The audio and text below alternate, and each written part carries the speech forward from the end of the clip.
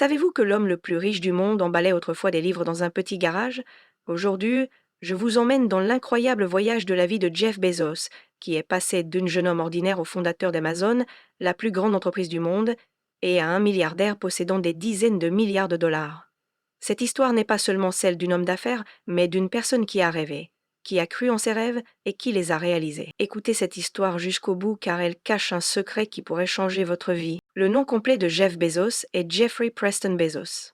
Il est né le 12 janvier 1964 à Albuquerque, au Nouveau-Mexique, aux États-Unis. Sa mère était très jeune à sa naissance, et plus tard, son beau-père lui a donné son nom. Dans son enfance, Jeff était extrêmement curieux et intelligent. On raconte même qu'il démontait son lit pour comprendre comment il était assemblé. Il excellait aussi dans ses études. Il a obtenu un diplôme en génie électrique en informatique de l'université de Princeton, où son intelligence impressionnait tout le monde. C'est à cette époque que Jeff a commencé à rêver grand. Des rêves qui sont restés vivants dans son cœur. Après ses études, Jeff a fait carrière à Wall Street et y a obtenu un poste très prestigieux et extrêmement lucratif.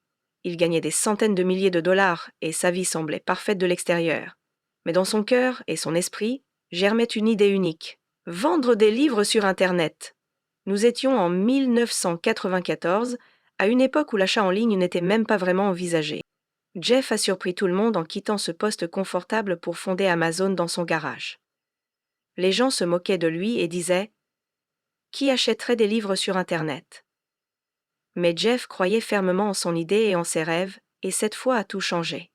Au début, Amazon ne vendait que des livres, mais Jeff n'a jamais voulu se limiter à cela. Peu à peu, il a commencé à vendre de tout: chaussures, vêtements, téléphones portables, meubles et même des produits alimentaires. Ce qui faisait sa force, c'était qu'il plaçait toujours le client au centre de tout.